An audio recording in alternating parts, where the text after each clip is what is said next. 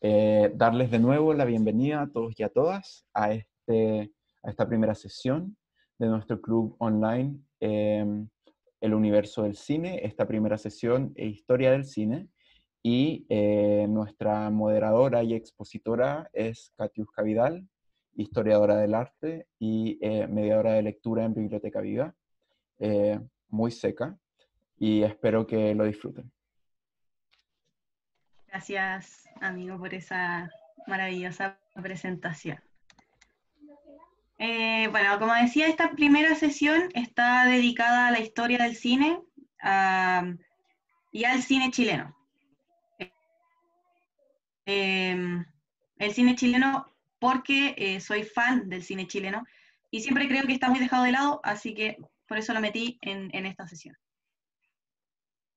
El cine, la historia del cine es más bien la historia de los inventos, los inventores y ciertos eventos que dieron lugar a proyecciones. Desde los primeros videos en blanco y negro, sin sonido, mudos, y hasta las vertientes como más actuales, contemporáneas, en que están llenos de efectos especiales, que son películas digitales, lleno de manipulación con computadores. Son casi 2 siglos de proyección que empiezan a fines del siglo XIX y son hasta la actualidad. Como antecedente hay varios elementos. La cámara oscura, por ejemplo, que en un inicio era una sala oscura, luego pasó a ser como una caja, y es un dispositivo que permite obtener una proyección visual en carácter de plano de un objeto volumétrico. Uno mete un objeto en la cámara oscura y en el fondo se proyecta la imagen plana de este objeto. Es un antecedente muy importante de la fotografía también. Luego está el taumatropo, que es el elemento que se ve a la izquierda de la proyección del PPT, en que son 2 dibujos que se ponen en un disco, uno a cada lado y con unos hilos en cada extremo. Uno lo hace girar y provoca la ilusión de movimiento. Después está el zoótropo, que es el que está a la derecha, y son dibujos dispuestos en un tambor que al girar provoca el movimiento como el caballo que se ve en el centro. El original no tiene el tambor del centro, eso se agregó después, solo se veía a través de unas pequeñas rendijas que tenía puesto entre cada dibujo el tambor. Luego está el kinetoscopio, que es como el antecesor del proyector de video. No tenía la intención de ser ese objeto, como no tenía la intención de ser un proyector de video, sino que más o menos como por accidente llega a convertirse en eso.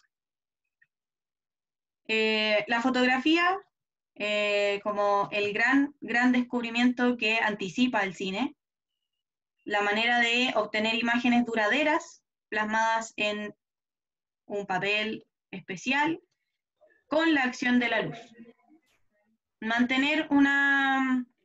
Plasmar una imagen en un papel logra que nosotros al final podamos llegar al cine. ¿Por qué?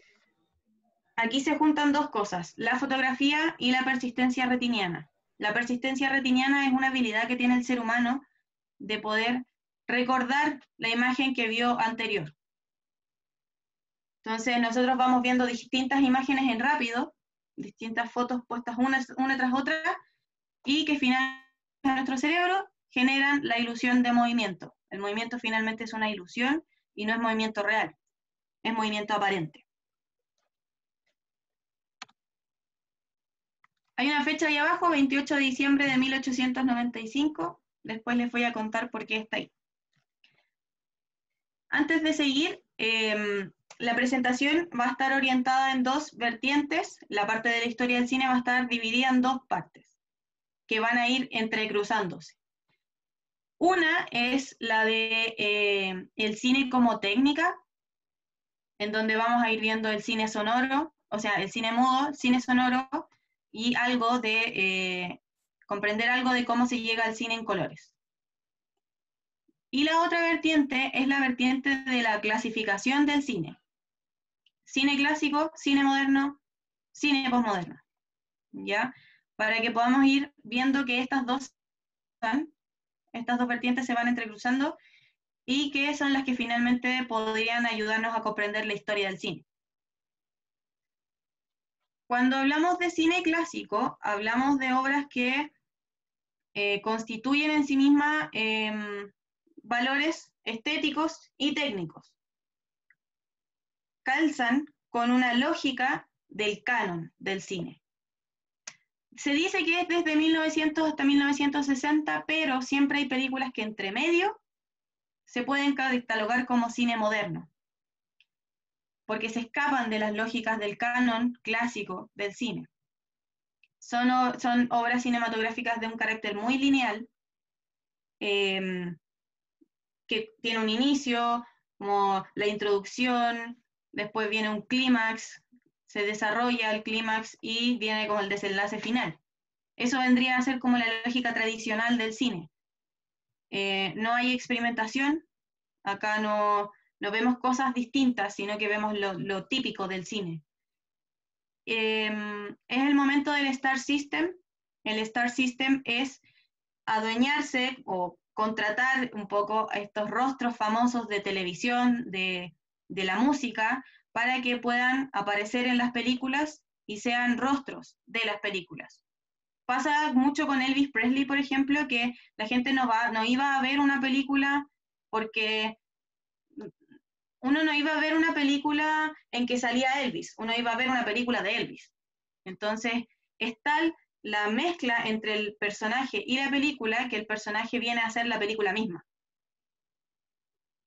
Corresponde también a la emergencia de los géneros del cine, como el drama, la comedia, el terror. Se establecen patrones y un poco son como recetas de cocina que al final generan éxito seguro. Durante el cine clásico aparece Hollywood y establece estos géneros cinematográficos y logra la fama que tiene hasta hoy día, a pesar de su decadencia en ciertos momentos.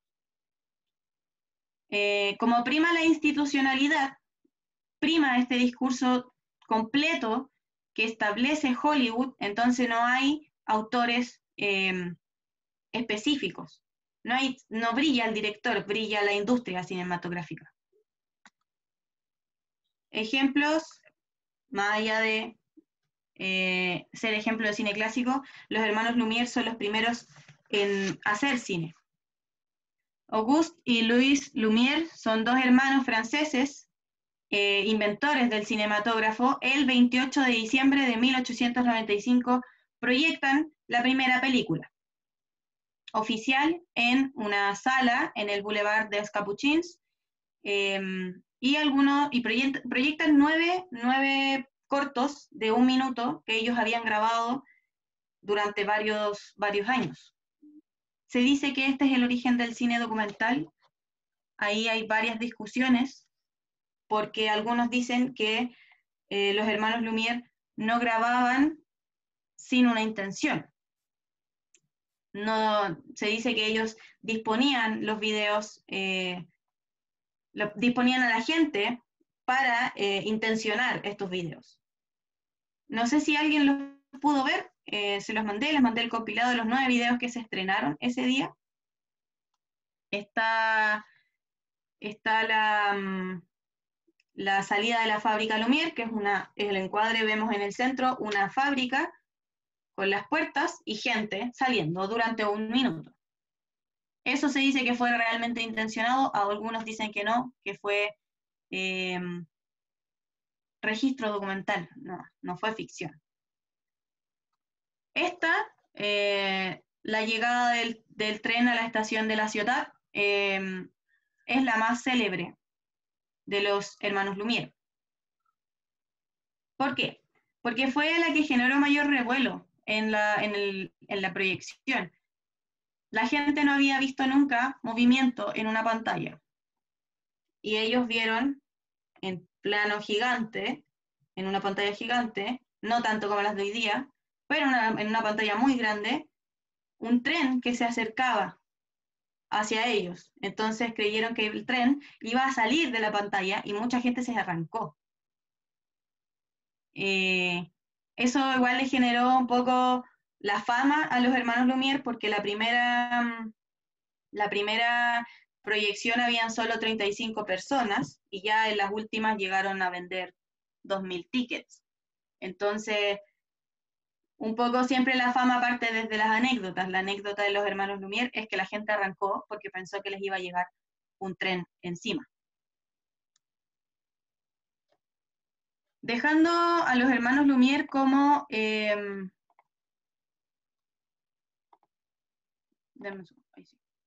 dejando a los hermanos Lumière como cine documental, más allá de discutir si es ficción o no, Alice Guy, esta mujer, es considerada la primera directora de cine, la primera productora. Ella hizo todo el trabajo, pero nunca fue reconocida. Alice Guy, todavía hay mucha gente que cree que Alice Guy nunca existió, que Alice Guy nunca hizo nada, que en verdad el primer director de cine es Georges Méliès, este caballero con esta película.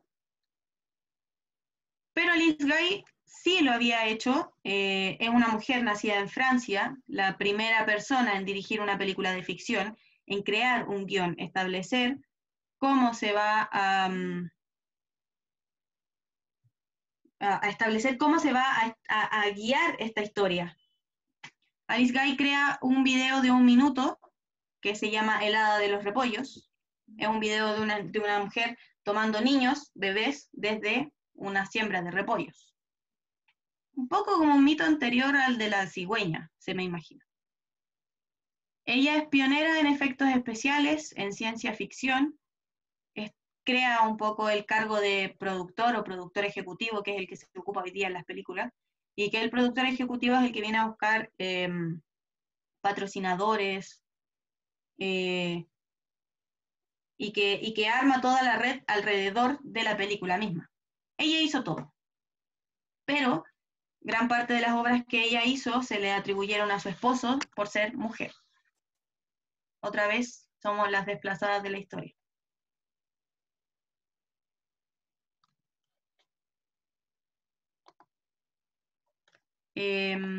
Aquí está la foto, unas fotos de la hada de los repollos. Ahí vemos a Alice Guy, que es la misma Alice Guy, tomando los bebés desde estos repollos gigantes, estas plantas gigantes.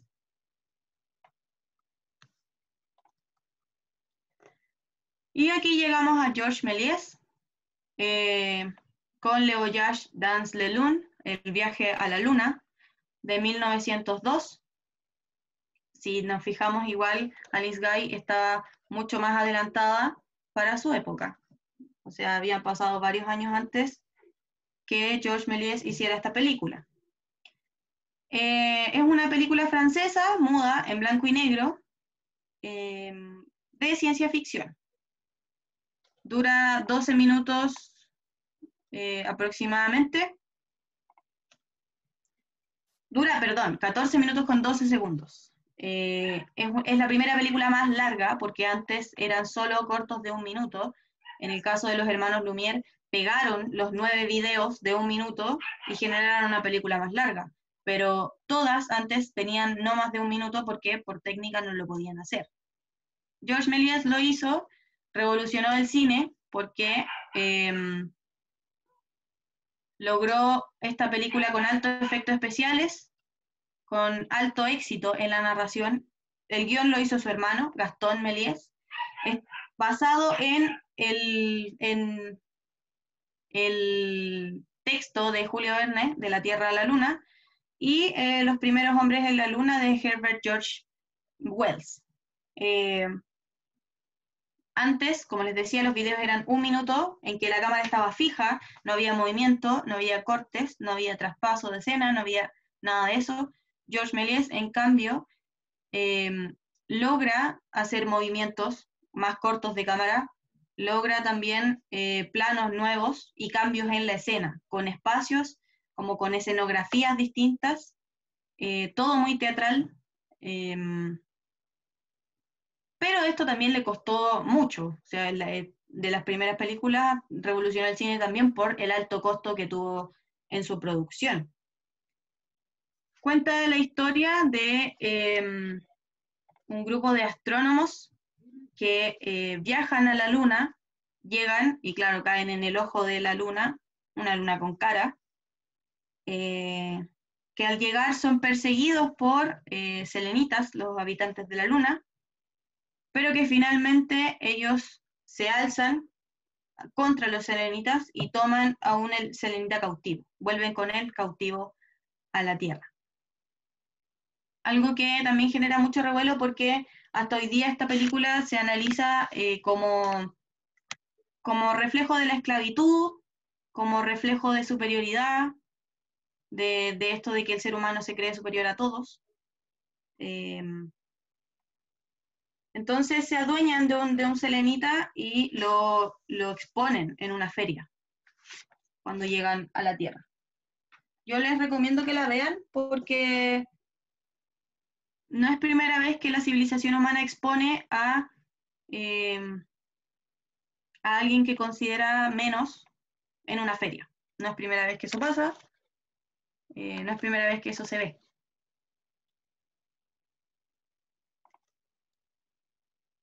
Después pasamos a Edwin S. Porter, que crea el montaje. El montaje es la unión de muchas imágenes distintas. Hoy día todo el cine está hecho con montaje. Se graban tomas durante mucho tiempo y se pegan, por eso las grabaciones de las películas duran 1 año, 2 años, porque es mucho trabajo, muy caro, mucho montaje, y todo esto genera pequeños videos que finalmente se juntan en un video final, que vendría a ser la película. Todo sigue siendo cine clásico, para que estemos al tanto, todo esto hasta acá sigue siendo cine clásico. En el caso de Porter, hace su primera película que es Life on an American Fireman, la vida de un bombero americano, estadounidense. Él es estadounidense y es el pionero en el cine estadounidense. Con esta película de los bomberos, él crea el montaje porque él toma muchos videos que ya estaban filmados desde antes, muchos años antes, de hecho desde los inicios del cine. Y lo junta y crea esta película. También se las mandé. Luego, al año siguiente, estuvo obsesionado con Méliès y crea esta película Asalto y robo de un tren, que es considerado el primer western de la historia del cine, sin saber que era un western, claramente. El western es una película que habla sobre el oeste, sobre pistoleros, el desierto, todo lo que hace Clint Eastwood es western. Y él, Porter, crea el primer western y se llama Asalto y robo de un tren. También tiene montaje, porque en el primer plano, en muchas escenas, en el primer plano, vemos el asalto propiamente tal, y en una ventana vemos un video antiguo de un tren avanzando por el lado. Entonces, vemos distintas imágenes que se van mezclando. Él ya 1 año trabajando en esto, ya conoce cómo montar bien. Además, fue como muy relevante Asalto y robo en un tren en el cine, en la historia del cine, por la imagen que vemos acá. Esa imagen es el final de la película, perdón, spoiler, lo siento. El final de la película incluye al espectador. Entonces, este vaquero termina la película, se voltea y nos dispara a nosotros. Algo que nunca se había hecho y que se podría pensar que hubiese pasado mucho tiempo después. Es muy, muy moderno, por decirlo así, más allá de que califica como cine clásico, Es muy muy moderno este final de película porque es consciente de que la película está siendo vista por alguien y incluye a esa persona en la película misma. La película no termina hasta que el vaquero nos dispara a nosotros, básicamente. Si es sin esa escena, la película no tiene sentido. Todo esto siempre siendo cine mudo, hasta acá. El cine mudo es, como todos sabrán, el cine que no tiene la técnica de ser grabado con sonido. Entonces no se puede pegar el sonido a la película. Y tampoco se puede grabar la película con sonido mismo. No existe ninguna de las dos posibilidades hasta el momento. A la izquierda vemos a Charles Chaplin con su personaje Charlotte. Chaplin es un francés, el personaje francés. Y la vemos con Virginia Sherrill en esta película Luces de la Ciudad de 1931. Chaplin se hizo muy famoso porque reflejaba un poco la realidad de la época en la película. En una película de ficción, totalmente de ficción, pero que siempre tenía dejos de realidad. Charlotte es un personaje ingenuo, un poco torpe, de clase baja. De hecho, Charlotte, la traducción es vagabundo. Entonces es un ser de clase baja, un caballero de clase baja, que intenta comportarse con la dignidad de un caballero elegante, de clase alta, de buena condición. Si bien esta película es muy buena, Luces de la Ciudad, Tiempos Modernos es el gran éxito de Chaplin. De 1936, una película aún en blanco y negro, pero en cine mudo, es la última película del cine mudo. Es considerada la última película en la historia del cine mudo. A pesar de que Tiempos Modernos fue hecha en mezcla, tiene cine mudo y tiene sonido, con sonido que fueron grabadas directamente en la película. Y todas estas películas son muy famosas porque reflejan las realidades del humor, desde un poco la comedia. Chaplin es como el pionero en la comedia. Él era escritor, productor, director, actor, hacía todo lo de la película. Y a la derecha vemos la película que, según varios, es la mejor película en la historia del cine. Yo concuerdo, 100%. El acorazado Potemkin, de 1925, de Sergei Eisenstein. Esto es cine soviético. Cuenta la historia de un acorazado ruso que se conoce por el motín de sus marineros contra los oficiales de la Revolución Rusa de 1905, que se supone que es la revolución que dio después lugar a la Revolución Rusa del 17. Es como el inicio. Es una película, ¿por qué es la mejor película de la historia del cine? Porque es una película que se hizo en base a tomas distintas. Hablábamos del montaje en Porter, que creó el montaje. Sergei Eisenstein es considerado el padre del montaje. Eisenstein establece un uso del sonido para generar una intención en la película. Cuando nos ponen un violín melancólico, es para que la gente llore viendo la película. Es muy probable que si todos ustedes lloraron con alguna película fuera en gran parte por el sonido. Eso lo estableció Eisenstein. Hay todo un manifiesto del sonido en el montaje y hay un manifiesto completo del montaje.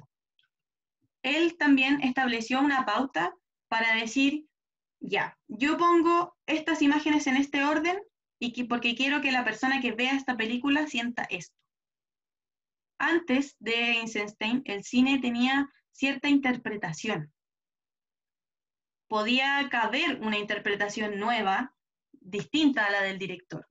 Pero con Eisenstein, con este montaje y este uso de la imagen, ya no hay lugar a otra interpretación. Esto es así.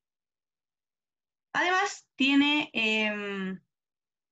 una de las escenas más famosas del cine, que es la escena de la escalera de Odessa. Son como 9 minutos, más o menos, en que un coche cae por una escalera. De hecho, sale hasta en Los Simpsons. Bueno, en Los Simpsons salen muchas escenas. Pero esa escena está, de hecho, en Los Simpsons, ha sido replicada en muchas películas. Y vemos a este hombre cargando al niño con drama. Hay muchas, esta es una de las escenas que está dentro de la caída del coche en la escalera de Odessa. Es un bombardeo a una escalera donde hay mucha gente mirando. Entonces vemos gente correr, gente caer, gente muriendo, el coche que cae, todo esto muy rápido y genera un poco de una tensión en el espectador. Si quieren, al final podemos revisar esa escena, que yo creo que es una escena que deberíamos ver.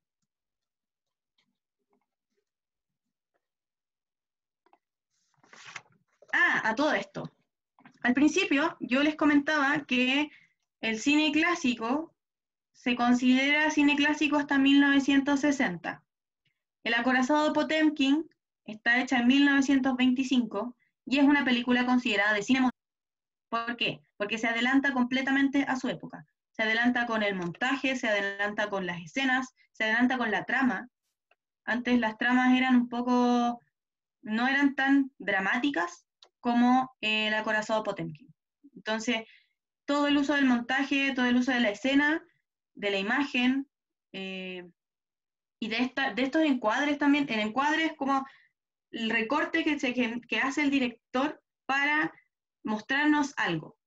Entonces, este encuadre tan perfecto también es algo que determina que esto sea cine moderno.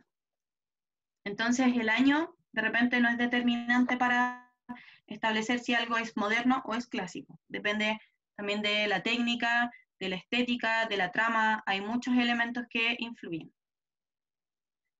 El cine sonoro, esta película es de 1927.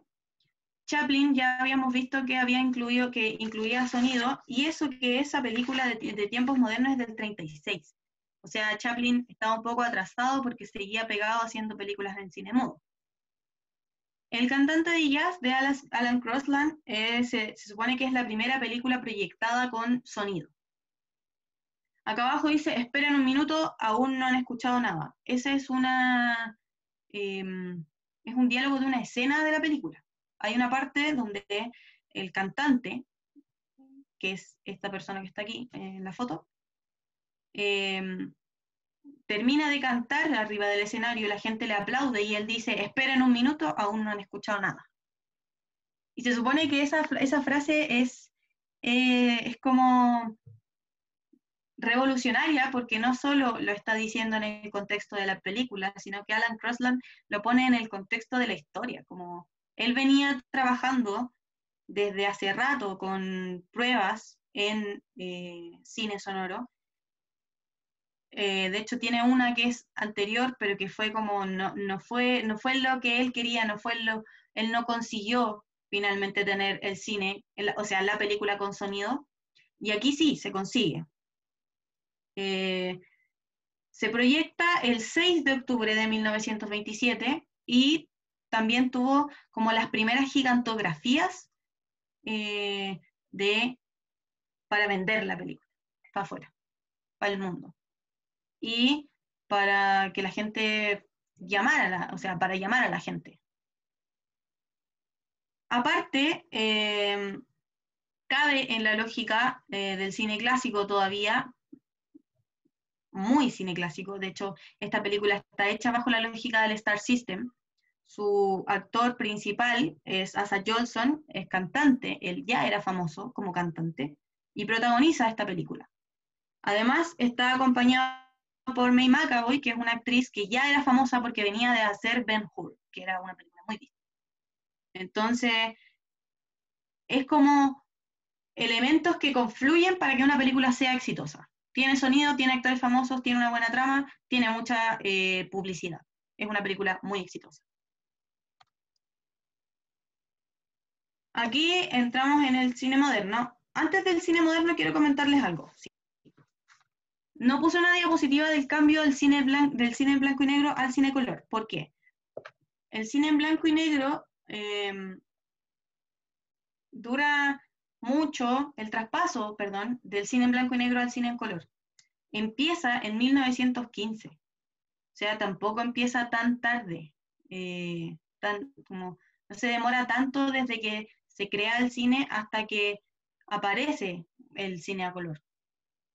En 1915 se crea la empresa de Technicolor, que es esta empresa que al final va a dar lugar a todas las películas a color. Y Méliès ya hizo su película a color. La edición que nosotros vemos es en blanco y negro, pero la versión original tiene colores. Technicolor en 1915 logró tener 3 colores en una película. Y Méliès tuvo una edición de su película con esos 3 colores. Era el rojo, el azul y el amarillo. La lata es que esto había que pintarlo a mano. Technicolor no tenía las empresas, no tenía las máquinas para pintar, no tenía las máquinas para pintar espérenme que tuvo un problema. Ahí sí. No tenía las máquinas para pintar las películas, sino que cada uno tenía que pintar fotograma por fotograma, ¿sí? Imagen por imagen del rollo de la película, para que ésta se pudiera proyectar en colores. Todo esto siguió avanzando hasta 1939, en que Technicolor logra tener 6 colores en una película. Se demoró muchos años. Y la primera película que se proyecta con estos 6 colores es El Mago de Oz. Y que es como el éxito del cine. Después se empieza a probar con animación digital. Disney hace Blancanieves, y empiezan a probar todos estos videos como de monitos, películas para niños con colores. Y después el otro gran éxito del cine color es Cantando bajo la lluvia, que también establece un precedente porque es el primer musical, y como el gran primer musical, que después fueron éxito tras éxito tras éxito hasta, no sé, hasta hoy día, que se siguen haciendo, como La La Land, por ejemplo. Después de que se establece el cine en color, el blanco y negro queda relegado a películas como de bajos recursos. Hasta que llega como Hitchcock, hace Psicosis en blanco y negro y queda la embarrada, así como la hizo en blanco y negro, en un momento donde ya podía hacer películas a color. Y cada cierto tiempo aparece una película en blanco y negro, una película con el encuadre corto, como en pantalla cuadrada, que se escapa de las lógicas del cine de su momento, por ejemplo. No sé, El Artista en el 2011, que es una película súper famosa también, o el año pasado que salió The Lighthouse, que es una película donde sale Robert Pattinson, que está en blanco y negro. Entonces, en un inicio el blanco y negro queda relegado para las películas como de bajos recursos, o películas pobres, o películas que no va a ver nadie, porque eso se creía. Y después es ya una decisión personal del autor. Cuando hablamos de cine moderno, empieza por la crisis del cine clásico, la crisis de los géneros, la crisis del Star System y la crisis de Hollywood. Hollywood baja en ventas, aparece la televisión, lo que hace que el cine caiga, así se pegue una caída brutal, y dan lugar a estos directores en que ya no creen en la lógica de la receta de cocina de la película exitosa, sino que se reinventan. Ven el cine clásico como lo tradicional y el cine moderno como la oportunidad individual de brillar, de poner su visión, lo que ellos creen, y hacen lo que quieren, básicamente. Aquí está permitido experimentar, aquí está permitido jugar con el montaje, jugar con la luz, ahora jugar con el color, jugar con el sonido. Entonces ahora el cine moderno, el cine ahora tiene todos los dispositivos para poder crear como se te antoje. Y eso hacen. Hay algunas películas que son cine moderno antes, como vimos El acorazado Potemkin o Citizen Kane de Orson Welles, que también son películas que yo les recomiendo mucho. La Naranja Mecánica es un ejemplo. Stanley Kubrick es un director de cine moderno. Stanley Kubrick no es solo moderno por en temas de estética, en temas de cómo trabaja la película, en temas de los tomas, los planos, no solo por eso, sino que es cine moderno porque trabaja temas que el cine clásico no trabajaría. El cine clásico es cine como el cine de las personas elegantes, por decirlo de una manera, el cine de que a la persona elegante le gustaría, el cine de la persona un poquito más cerrada de mente también. El cine moderno trabaja temas de los otros, los desplazados, los violentos, los agresivos, el asesino en serie, por ejemplo. Y en este caso, la película de La Naranja Mecánica cae de cajón. Por la temática. Un joven muy agresivo que tiene como la pasión por la violencia desaforada. Y que además es jefe de una banda que como desata esta pasión por la violencia en todo el pueblo, en todo el lugar donde vive, básicamente. No voy a seguir hablando de cine moderno porque en general todo lo que hay hasta los 70 es cine moderno. Entre el 60 y el 70 es cine moderno, sí o sí. Incluso yo diría que desde un poco antes de los 60. Y como les decía, el cine moderno es el cine de los desplazados. El cine postmoderno es aún más radical. No tiene un periodo específico, pero se entiende que cabe en la lógica de la posmodernidad, que se supone que empieza en los 70. Aquí se aplican estas lógicas de la posmodernidad al cine, entonces hay como una intertextualidad, es súper interdisciplinar también, se mezclan muchas cosas, el arte, la ciencia, la literatura, la filosofía, la cultura, todo se entrelaza y las películas pasan a ser como un popurrí de cosas.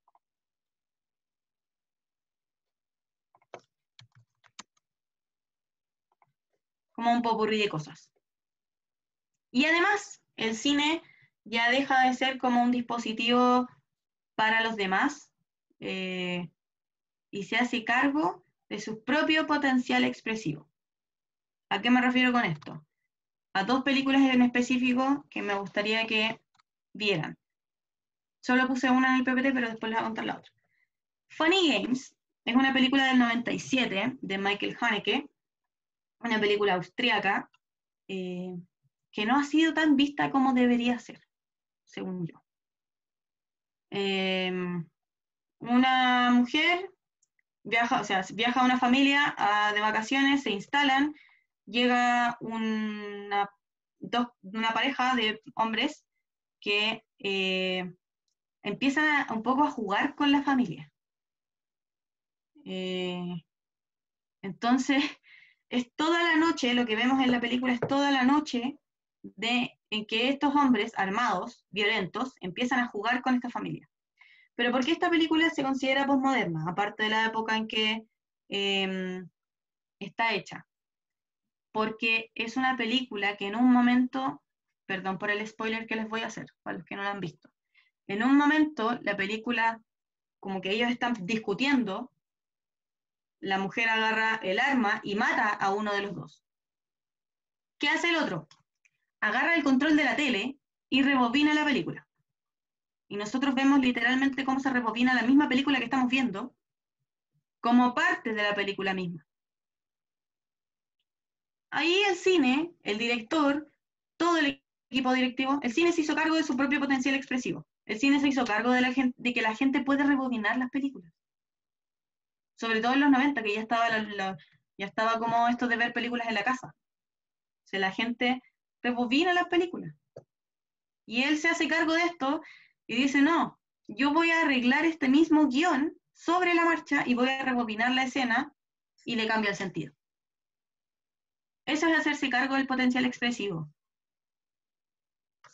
Lo mismo pasa con un director que no me gusta, pero que lo voy a mencionar igual, Woody Allen, en La Rosa Púrpura del Cairo, que es una película del 85, en que el actor, la actriz está viendo una película en el cine, y el actor de la película del cine le habla a ella, y en algunas escenas incluso le habla a la gente que está viendo la película. Como tú estás viendo una película dentro de una película que te habla. Entonces juega con estas paradojas del cine, y eso es el ejemplo más claro del cine postmoderno. Hacerse cargo de todo lo que implica el cine. No solo mostrar una película, sino que la gente está afuera, la gente tiene el control remoto, por ejemplo. El cine de autor es el cine que empieza en el cine moderno. Estos directores que empiezan a hacer lo que quieren, porque ya Hollywood está un poco en crisis. El cine de autor son estos autores, estos directores que se hicieron cargo de sí mismos en el cine moderno, pero que lo llevan al extremo. Entonces, tenemos la vertiente del cine moderno, y de un momento a otro sale esta vertiente del cine de autor. ¿Por qué los separo? Porque están mucho más ligados a las artes visuales y a las artes escénicas que al cine mismo. Entonces, no son películas que den en el cine, por ejemplo. Son películas que dan en cines más under, que dan, no sé, aquí en Chile, por ejemplo, son películas que darían en la Cineteca Nacional, en el Normandí, Cinearte Alameda, en su momento. Entonces no son directores como de Hollywood, tampoco son directores como... No son directores tan reconocidos tampoco, porque no siguen las lógicas de Hollywood, no siguen las lógicas del cine que se hace por vender, sino que es un cine que se hace porque lo quieren hacer, ¿no? Y en ese ejemplo vamos a poner a Lars von Trier, con esta película Melancolía del 2011. Lars no es un director de Hollywood porque tiene unas escenas, o sea, tiene unas tomas en la película muy, muy, muy largas, que pueden durar, no sé, 10 minutos de una misma toma. Esos 10 minutos de una misma toma generalmente aburren al que está acostumbrado al cine de Hollywood. Pensemos en películas tan rápidas como Avengers o como Rápido y Furioso. O como Rápido y Furioso.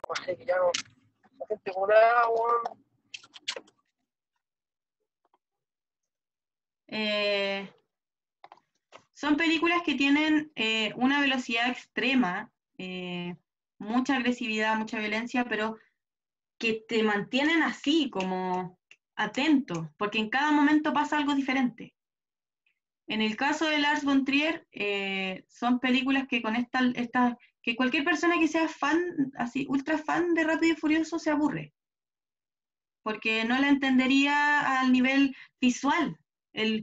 Para ver cine de autor hay que como educar el ojo, porque en general son más difíciles como de procesar,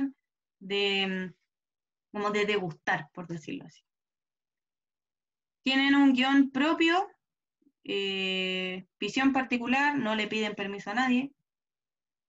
Y como decía, están mucho más ligados a las artes escénicas y a las artes visuales. De hecho, esta imagen de Melancolía es la Ofelia, es la pintura de la Ofelia, vista desde arriba. Ofelia es la mujer que va en el río entre las flores. Entonces vemos a la Ofelia en una película. Y suelen tener guiños al arte, a la pintura, al teatro.